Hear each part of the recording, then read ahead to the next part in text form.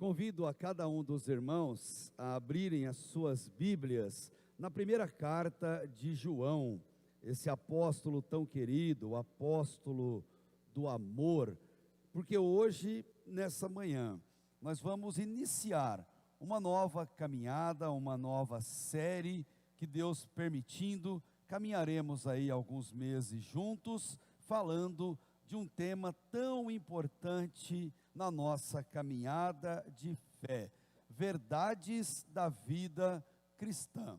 E trabalhando em 1 de João, hoje, versículo 5 até o versículo 10, vamos ver o que Deus tem a falar ao nosso coração a respeito desse tema. Nós precisamos de verdades da vida cristã para pautar a nossa conduta e a nossa forma de viver. E a mensagem para hoje, dentro desse texto de João: quem é cristão vive em comunhão. Aliás, quem é cristão ama a comunhão, busca a comunhão, briga pela comunhão e faz de tudo para estar e viver em comunhão. Se você acompanhar a leitura comigo, verso 5 até o verso 10 de 1 de João, você vai ver exatamente isso. E a mensagem que dele ouvimos e vos anunciamos é esta: Deus é luz, e nele não há treva alguma. Se dissermos que temos comunhão com ele e andarmos nas trevas, mentimos e não praticamos a verdade. Mas se andarmos na luz, assim como ele está na luz, temos comunhão uns com os outros, e o sangue de Jesus, o seu Filho, nos purifica de todo pecado. E ele caminha para o final desse texto. Se dissermos que não temos pecado algum, enganamos a nós mesmos. Parece óbvio isso. E a verdade não está em nós. Mas, essa é a mensagem central do texto: se confessarmos os nossos pecados, ele é fiel e justo para nos perdoar os pecados e nos purificar de toda injustiça. Se dissermos que não temos cometido pecado, nós o tornamos mentiroso, e a sua palavra não está em nós. Uma verdadeira audácia de um ser humano pensar e agir assim. É bom iniciarmos um ciclo novo em nossa caminhada de fé. E João foi o escolhido para caminhar conosco e nos mostrar algumas verdades essenciais. Mas por que João, nesse princípio de ano, para as nossas reflexões no culto aqui pela manhã? E motivos não faltam. Nós não sabemos exatamente a idade que João tinha quando escreveu 3 maravilhosas cartas, as quais nós caminharemos nela, quando escreveu o Evangelho e quando escreveu Apocalipse. Mas com relação às cartas, uma certeza nós temos: ele estava extremamente idoso, muito mais idoso do que os seus leitores, como ele vai deixar muito claro à medida que ele falar. Então, por que escolher João e a gente começar o ano assim? Porque só o fato de poder ouvir conselhos de um idoso já é algo precioso, quando esse idoso for sábio e um servo de Deus. Já é um motivo louvável. Outro motivo: no passado, João, quando jovem, era rico, abastado, era filho de Zebedeu. Zebedeu, um dono de uma empresa pesqueira, se a gente pode chamar assim. Era filho de Salomé. Salomé era parente de Maria, Maria mãe de Jesus, possivelmente elas eram irmãs, consequentemente João, ele era primo de Jesus, nasceram, conviveram, passaram grande parte da vida juntos. Mas mesmo sendo rico, mesmo tendo toda a condição do mundo, João abriu mão de tudo para seguir a Jesus no seu propósito como apóstolo. E ele segue, e ele serve, e vai deixar, quando velhinho, um legado para a igreja, lições que ele aprendeu diretamente do mestre.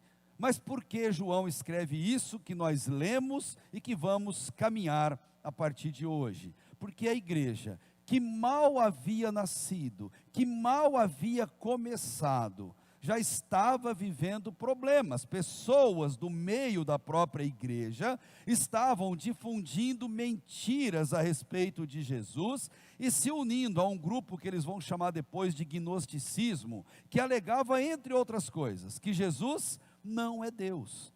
Ele não era Deus, ele não era divino, só era um homem iluminado, ou talvez uma imagem de alguém iluminado, mas Deus, ele não era. E nós, homens, somos pessoas poderosas, privilegiadas, com autoconhecimento. Essa era a mensagem que esse grupo estava passando.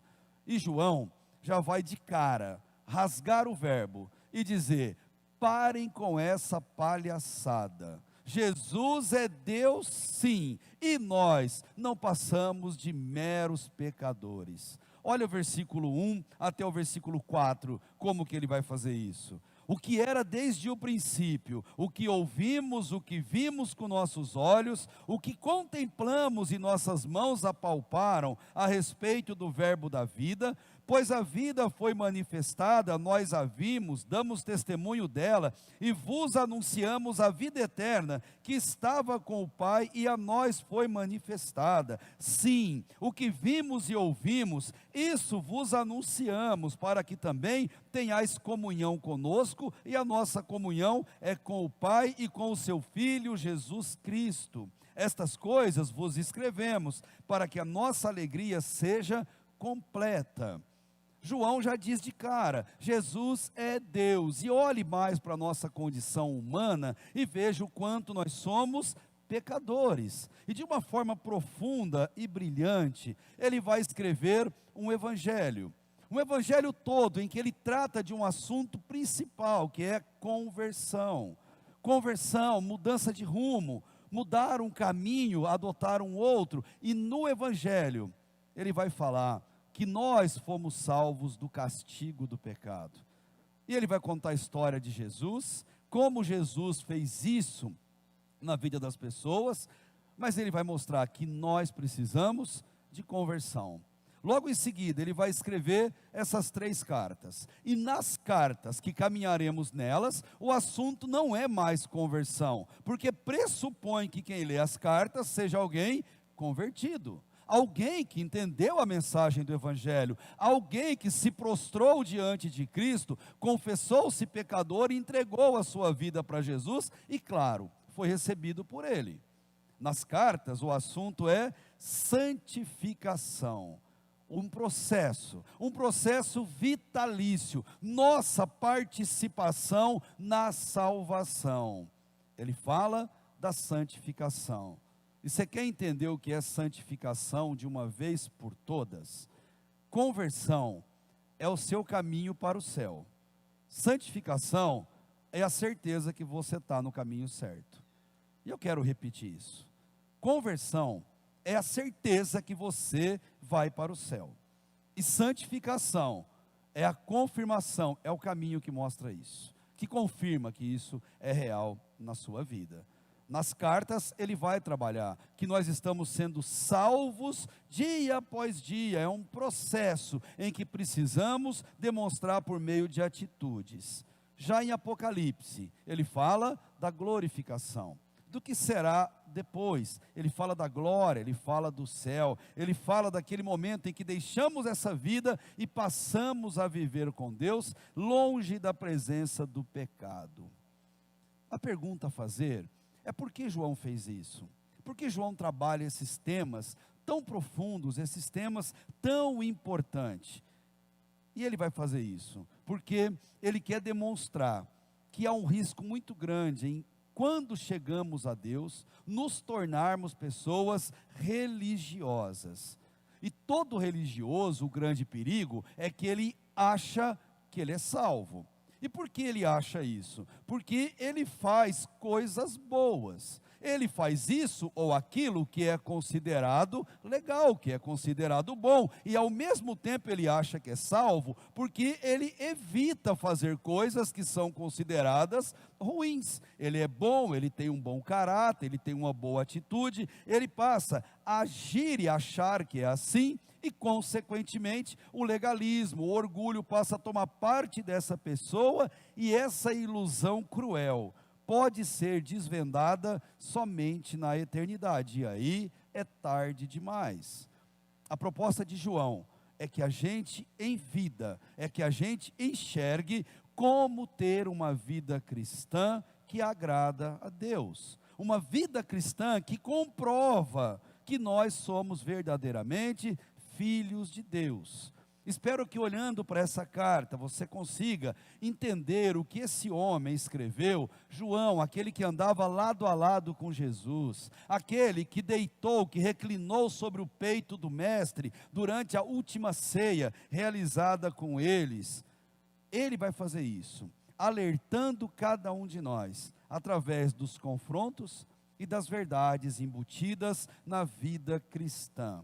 E como que ele vai fazer isso? Eu já entro no texto com você. Ele vai fazer como um pai faz a um filho. Como um pai que pega o filho no colo e explica detalhadamente o assunto. Ele vai fazer isso como um professor de ensino infantil faz com suas crianças que ainda não sabem ler e escrever. Com capricho, com paciência. Ele vai fazer isso como um avô ou um bisavô faz ao seu bisneto, demonstrando a ele todo o seu carinho, o seu afeto, para ensinar verdades profundas. Ele vai fazer uma série de testes para mostrar, diagnosticando como anda a nossa vida cristã. Hoje veremos o primeiro teste. São vários, mas o primeiro deles que nós vamos enxergar nesse texto é o teste da comunhão. Quem é cristão vive em comunhão. Queridos, não tem meio termo quanto a isso. Se a comunhão é algo irrelevante para você, é algo incidental, é algo que se acontecer, aconteceu, se não acontecer não faz diferença, questione o seu relacionamento cristão.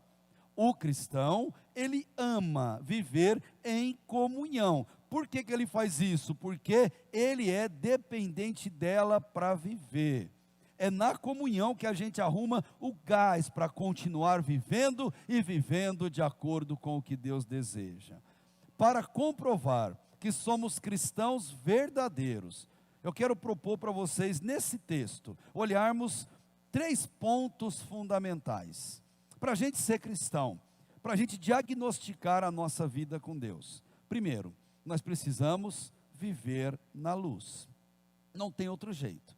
Viver uma vida às claras, verso 5 até o verso 7, vai mostrar isso para a gente.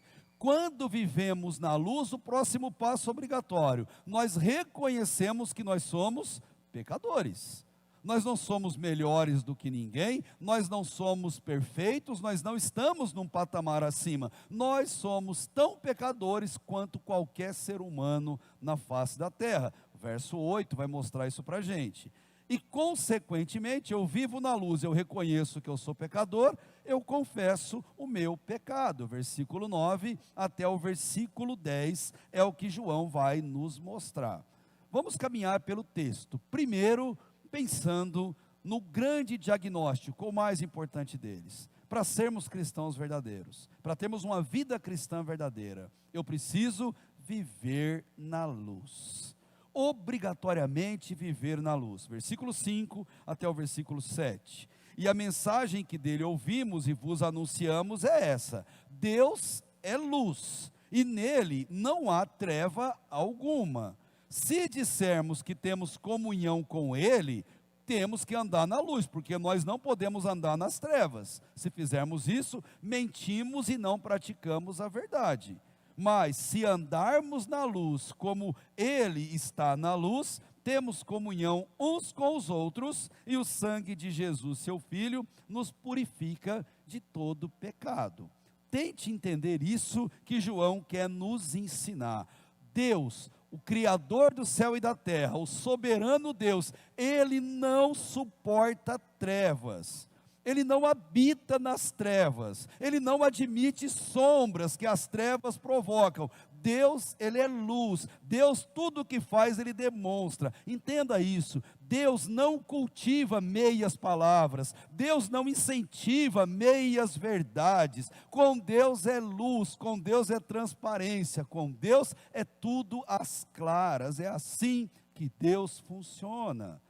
Nós não podemos ser diferentes. Deus não admite intrigas. Deus não admite insinuações e, principalmente, que seus filhos pensem uma coisa e falem outra, que falem uma coisa que não estão de fato pensando, mas que estão cultivando no seu coração. Deus é luz, Jesus é luz, e Ele é o nosso modelo, e para sermos ovelhas dEle, seguidores dEle, nós precisamos entender isso. Para Deus, gente, o certo é certo sempre, mesmo que nenhum ser humano esteja fazendo. Para Deus, errado é errado sempre, mesmo que todo mundo esteja fazendo. Pode-se dar nome bonitinho para os erros, mas todo erro é pecado, e Deus rechaça o pecado. Vida cristã é vida de luta contra o pecado o tempo inteiro na nossa vida. Se formos cristãos verdadeiros, nós amaremos a comunhão. Justamente porque na comunhão nós relacionamos com pessoas, e é na comunhão que só a verdade deve ser dita, é na comunhão que o certo deve ser praticado, é na comunhão que a paz deve ser incentivada. Isso é viver na luz. Se você quer entender profundamente o que luz significa aqui para João, quando ele está tratando aqui de Cristo, dessa verdade eterna, luz é a verdade bíblica. Luz é a palavra revelada por Deus, o conhecimento que vem do Altíssimo. Luz é a única verdade que nos liberta, e trevas é o engano, é a mentira, é a falsidade. E filhos de Deus, eu e você, filhos de Deus, regem as suas vidas pela palavra de Deus e por mais nada. A palavra de Deus é verdade absoluta, manual de conduta, guia para todos os nossos passos. E a palavra de Deus não faz política com o erro. A palavra de Deus se posiciona quanto ao pecado, quanto ao erro, e deixa isso muito claro na vida de todo mundo. Se a palavra de Deus for nosso guia, queridos, a gente vai parar de brincar com a alma dos outros, com as almas que podem estar equivocadas, caminhando para a perdição, e a gente não levando a sério esse fato tão categórico em nossa vida. Em Lucas capítulo 8, verso 17, diz assim o Evangelho: não há nada oculto que não venha a ser revelado, e nada escondido que não venha a ser conhecido e trazido à luz. Oculto que é o pecado não confessado, o pecado não abandonado, o pecado não lavado pelo sangue de Jesus. É claro que um dia isso vai acontecer, é claro que um dia ele será desmascarado, e Paulo falou em 1 Coríntios 4, versículo 5, portanto, nada julgueis antes do tempo, até que o Senhor venha, o qual também trará à luz as coisas ocultas e manifestará os desígnios dos corações, e então cada um receberá de Deus o louvor. Um dia, o pecado oculto será revelado. A verdade sempre vem à tona, mas lá na eternidade, ou na nossa passagem para a eternidade, será tarde demais aprender isso. Por isso, nós devemos falar hoje, nós devemos cochichar hoje, nós devemos gritar se necessário for: gente, venha para a luz, viva em completa transparência, viva de maneira que agrada a Deus. Viver na luz é viver em santidade, viver na luz é viver em pureza de atitude, em pureza de sentimento, de pensamento. E sabe onde isso é mais comum? Onde isso se revela e se manifesta? É na comunhão. é quando estamos juntos, é quando vivemos um ao lado do outro, quando visitamos, quando convivemos, quando celebramos e estamos ali nessa comunhão. Porque andar com gente nunca foi fácil e também nunca será. Pessoas são nosso grande desafio, e como diz a psicologia, Deus é equitativo no que Ele faz. Ele trata das pessoas, tratando de nós ao mesmo tempo, porque nós também somos pessoas. E em meio às dificuldades, creia, Deus está cuidando e trabalhando em nós, enquanto trabalha no outro. É assim o processo pedagógico de Deus. Então, em nossa vida com o Senhor, sempre precisamos olhar para dentro de nós, em busca daquele famoso autoconhecimento, autocompreensão, autoanálise, e reconhecer algo doloroso para muita gente, mas é fato e deve ser levado em conta. O que somos ou o que nos tornamos não é culpa dos outros, é culpa do pecado que habita em nós. Se não entendermos isso, nós vamos sempre achar que nós somos vítimas, que nós merecemos mais, que todo mundo é mau e é o grande algoz do que nós nos tornamos. Isso não é verdade. Coisas acontecem com a gente, é verdade. Deus a tudo vê e a tudo trata. Mas tão importante, ou muito mais importante, do que acontece conosco, é o que nós fazemos com aquilo na nossa vida. E João, ele vai mostrar claramente o quanto nós devemos lidar com essa questão. Primeiro, viva na luz. E vivendo na luz, obrigatoriamente, verso 8, reconheça que você é pecador. Tome um susto olhando no espelho, não se reconheça, você se vê belo demais, você se vê puro demais, você se vê altruísta demais, mas você não é assim, pode ter certeza. Não precisa do filme Matrix para te ensinar o que é a verdade e o que é uma realidade não verdadeira. Reconheça que você é, assim como eu, pecador. Olha o versículo 8 que ele diz: se dissermos que não temos pecado algum, enganamos a nós mesmos e a verdade não está em nós. Nós vivemos para termos comunhão uns com os outros, mas alguma coisa nos separa da comunhão com as pessoas e nos separa da comunhão com Deus. E o que nos separa é justamente o pecado. O pecado faz separação entre nós e Deus, faz separação entre nós e nós. O pecado sempre é o grande culpado disso. Do versículo 8 ao 10, se você reparar, 3 vezes vai aparecer a palavra pecado. E no versículo 10, uma 4ª vez, como parte do verbo pecar, se você observar atentamente aí. Isso mostra que em 3 versículos, 4 vezes essa palavra, porque ela é extremamente importante, ela é extremamente relevante. Mas o foco de João é nos alertar quanto a isso, mas nos trazer a mensagem central desse texto, que é arrependimento, perdão, reconciliação com Deus, de uma forma linda e maravilhosa.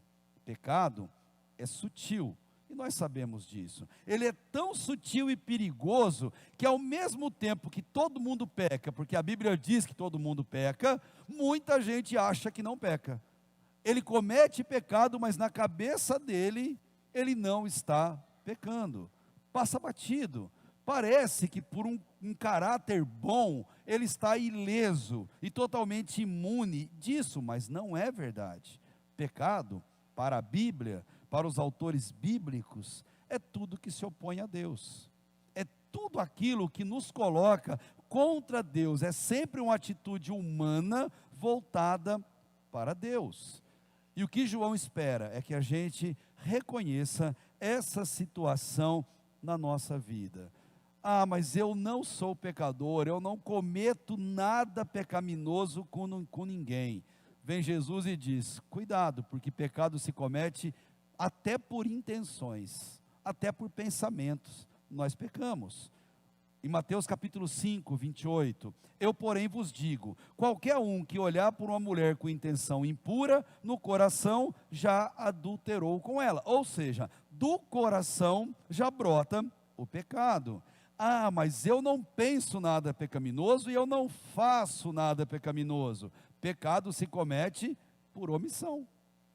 Olha o que ele vai dizer, Tiago 4,17. Portanto, aquele que sabe que deve fazer o bem e não faz, nisso está pecando. Você está vendo o seu irmão pecar, e Deus está te mostrando isso, o Espírito Santo te mostrando isso, e você fala, isso não é problema meu, isso ele resolve com Deus ou com o pastor. Você deve fazer o bem, e se você não faz, você está cometendo pecado, tanto quanto aquela pessoa que está naquele ato, com amor, com sabedoria, mas Deus habita em meio à palavra, em meio à ação, e nos chama a ter esse comportamento. Todo mundo peca, essa é a má notícia do versículo 8, mas a ótima notícia é, todo aquele que peca, mas se arrepende, reconhece o pecador, ele é perdoado, inclusive eu, inclusive você, qualquer pessoa que tenha cometido qualquer ato em sua vida. Todos somos pecadores, mas a beleza do Evangelho, a beleza da graça de Cristo, do sangue dele derramado na cruz, é que todos nós temos acesso a ele por meio do arrependimento e do perdão. João, idoso, um bisavô, talvez um tataravô, bem idoso, mas ele quer mostrar que Deus nos ama tanto, que nos recebe, apesar do que nós somos, apesar de como nós estamos. Esse é o foco da mensagem. É disso que nós precisamos falar. E onde nós vamos falar disso com amor, com abraço, com carinho?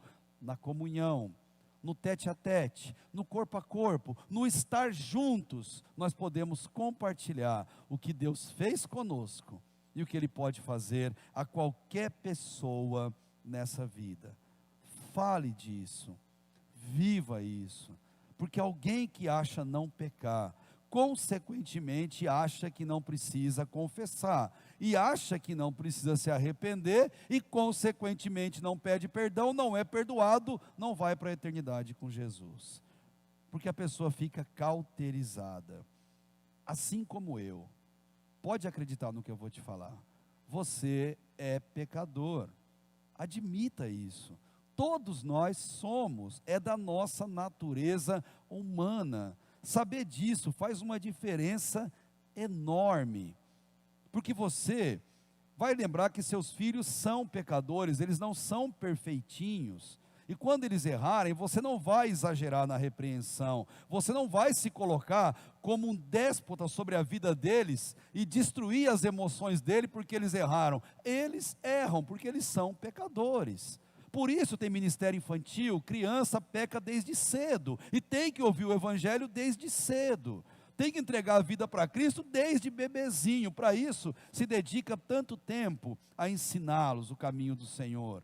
Se você entender que todo mundo é pecador, você não vai namorar alguém encontrando a pessoa perfeita, o príncipe encantado ou a princesa encantada.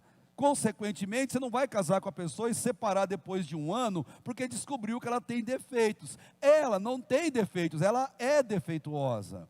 Ele não tem defeitos, ele é defeituoso. Gente, natureza pecaminosa nos corrompeu a todos, e saber disso faz uma tremenda diferença na nossa vida. Não existem pessoas perfeitas, glória a Deus por isso. O único perfeito, gente, habita em nós pelo Espírito Santo, está na glória junto ao Pai. Estando em comunhão, a gente pode difundir essa verdade, compartilhar desse amor.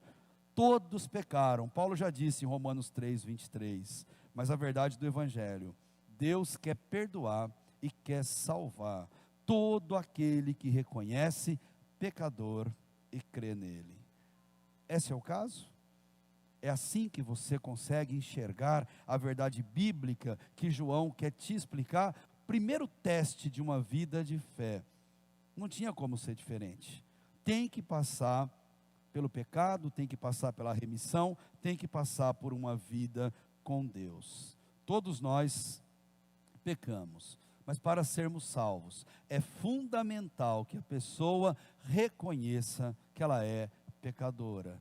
Jesus veio buscar e salvar o que se havia perdido. Ele veio curar os doentes. Basta nos reconhecer que somos assim e entregar completamente o nosso coração a Deus. Reconhecer que todos somos pecadores é uma bênção, porque isso ajusta nossas expectativas. Nós sabemos o que podemos esperar e sabemos o que faremos quando algo acontecer. Viver em trevas é não reconhecer que é pecador. Viver em trevas é simplesmente afirmar categoricamente que Deus está errado. É viver uma mentira e acreditar que essa mentira ela é verdadeira em nossa vida. Fuja disso. Mergulhe no que João quer nos ensinar. E terceiro, diagnosticar nossa vida de fé. Ter uma vida com Deus. Nós precisamos confessar o nosso pecado. Não existe outra forma de se aproximar de Deus que não seja pela confissão. Se confessarmos os nossos pecados, Ele é fiel e justo para nos perdoar os pecados e nos purificar de toda injustiça. Porque se dissermos que não temos cometido pecado, nós o tornamos mentiroso e a sua palavra não está em nós. Deus quer manter comunhão conosco o tempo todo. Comunhão conosco sempre. E como o pecado é cometido o tempo todo e por todas as pessoas, e isso nos afasta dessa comunhão, a confissão é necessária, extremamente necessária. Algumas atitudes João já propôs ao nosso coração, mas a confissão, ela é fundamental. Por que nós não confessamos o nosso pecado um ao outro? Primeiro, que a gente tem vergonha de pecar. Sim. Segundo, que a gente acha que o outro é perfeito, que o outro é melhor do que a gente. A gente acha que o outro não peca, o outro não erra. Então, como que eu vou confessar para alguém perfeito? Mas a Bíblia diz, pode ficar tranquilo, que o outro que você vai falar não é uma vírgula melhor do que você. Uma vírgula. Talvez o pecado dele seja diferente do seu, mas só o nome, porque a essência é a mesma. Isso traz um alento ao nosso coração. Pecadores se confessando com outros pecadores. Tiago 5,16. Confessai as vossas culpas uns aos outros e orai uns pelos outros, para que sareis. A oração feita por um justo, no caso um arrependido, pode muito em seus efeitos. Salomão, em Provérbios 28:1, ele disse: o que encobre as suas transgressões nunca prosperará, mas o que as confessa e deixa, alcançará misericórdia. E vamos perguntar para o PhD em pecado, o PhD em arrependimento e perdão, Davi? Salmo 32:5, confessei-te o meu pecado e a minha maldade não encobri, dizia eu. Confessarei ao Senhor as minhas transgressões, e tu perdoaste a maldade do meu pecado. Coisa boa é ele enxergar isso. E Lucas, em Atos 3,19, ele faz o alerta. Arrependei-vos, pois, e convertei-vos, para que sejam apagados os vossos pecados, e venham assim tempos de refrigério pela presença do Senhor. Arrependimento traz paz. Confissão economiza um baita de um trabalho. Confissão economiza energia. Confissão é o método de Deus, é a forma de ter Jesus dentro de nós, habitando e guiando todos os nossos passos. É isso que João se propõe a nos ensinar. Nós confessamos nosso pecado uma vez a Deus para gerar a conversão e a salvação, ótimo, o meu lugar ao lado do Senhor, mas devemos confessar todos os dias, porque todos os dias nós pecamos. A confissão, ela deve ser algo constante na nossa vida, na nossa caminhada com Deus. Guarde isso. Como todo dia se peca, por ação, omissão ou pensamento, todo dia se pede perdão a Deus. É exatamente o que Jesus nos ensinou no Sermão do Monte, Mateus capítulo 6, na oração do Pai Nosso, quando ele diz que nós devemos clamar a Deus para que Deus perdoe as nossas dívidas, as nossas ofensas, assim como nós temos perdoado quem nos ofende ou quem deve a cada um de nós. A confissão nos traz a misericórdia de Deus, aquela que se renova todos os dias. Precisamos delas todos os dias, e a confissão é o que nos dá, primeiro, perdão, e é o que João está dizendo. Se nós confessarmos, Ele é fiel e justo para perdoar o pecado. E perdoar é tirar completamente a pena atribuída àquele ato na nossa vida. Perdoar para Deus é esquecer completamente daquele ato. Se você olhar Jeremias 31, 34, Deus diz: você confessou o seu pecado?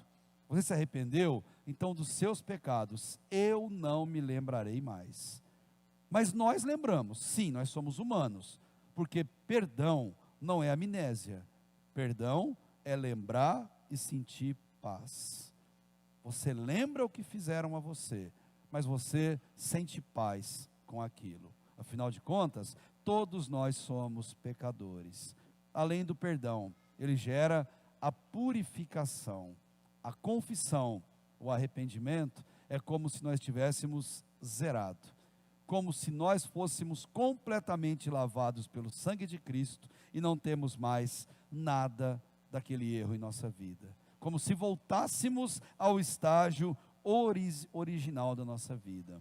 E ele termina com esse último alerta, versículo 10: precisamos guardar a palavra de Deus para que o pecado se torne exceção e não regra na nossa vida.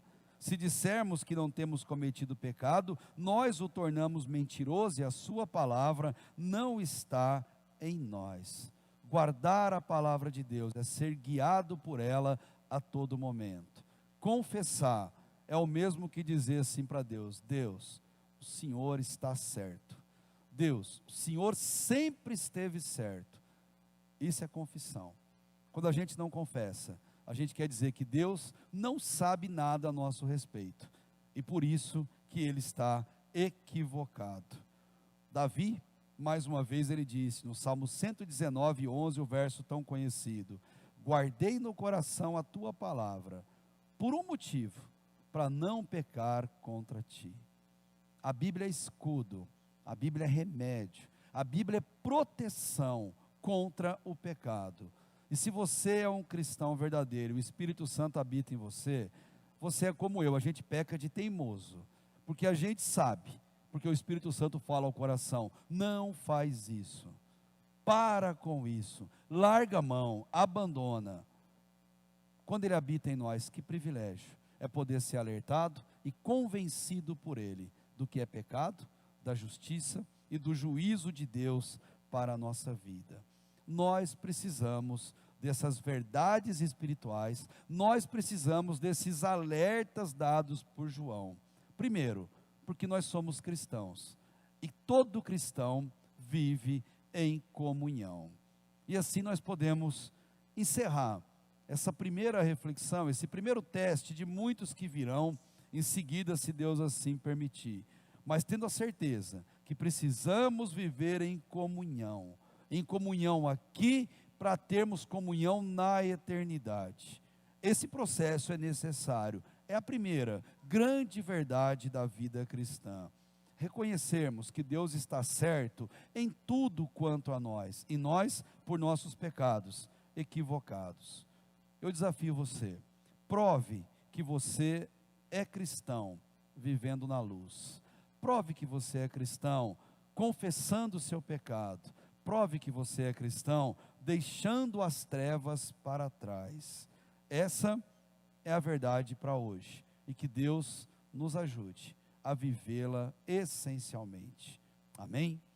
Convido você a fechar seus olhos, a orar.